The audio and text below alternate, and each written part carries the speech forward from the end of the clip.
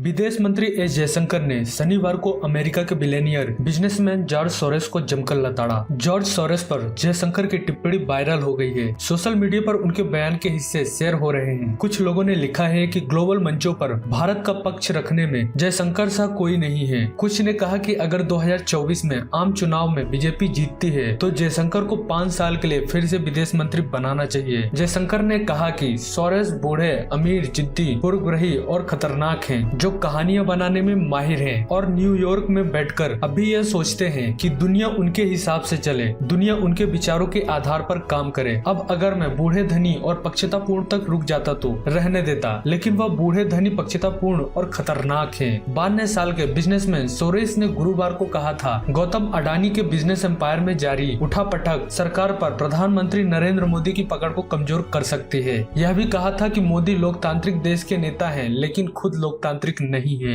Australia के Sydney में Raisina dialogue के शुरुआती सत्र में जयशंकर ने सोरोस की कॉम्प्लीमेंट्स को ठेठ यूरो अटलांटिक नजरिए वाली बताया। जयशंकर ने कहा कि सोरोस जैसे लोगों को लगता है अगर उनकी पसंद का व्यक्ति चुनाव जीतता है तो वह चुनाव अच्छा था, लेकिन अगर नतीजा कुछ और निकले तो वह देश के लोकतंत्र में खामियां ढूंढने लगते हैं। उन्होंने आगे कहा कि मजे की बात यह है कि सब खुले समाज का समर्थन करने का दिखावा करके किया जाता है। जयशंकर ने कहा, हमारे लोकतंत्र में लोग बढ़ चढ़कर चुनाव में हिस्सा लेते हैं, जो कि फिनोमेनल है। हमारे चुनाव नतीजे पर पहुंचते हैं, चुनाव की प्रक्रिया पर सवाल नहीं उठते हैं। हम उन देशों में से नहीं हैं जहां चुनाव के बाद अदालत में मध्यस्थता कराई जाती है। हमारा देश कॉलोनियल पीरियड से गुजर चुका है। हम इस खतरे से अच्छी तरह से वाकिफ हैं। जब बाहरी इंटरफेरेंस होता है तो क्या होता है। कुछ साल पहले जॉर्ज सोरोस ने भारत पर लाखों मुसलमानों की नागरिकता छीन लेने की साजिश रचने का आरोप लगाया था। इस पर विदेश मंत्री ने कहा कि अगर आप इस तरह की अफवाहबाजी करेंगे जैसे 10 लाख लोग अपनी नागरिकता से हाथ धो बैठेंगे, तो यह वास्तव में हमारे सामाजिक ताने बाने को बहुत नुकसान पहुंचाएगा। तो दोस्तों, आप सभी एस जयशंकर की कमेंट्स को लेकर क्या सोचते हैं, आप हमें नीचे कमेंट में जरूर बताना। और वीडियो अच्छा लगा हो तो वीडियो को लाइक और शेयर करना। Thanks for watching.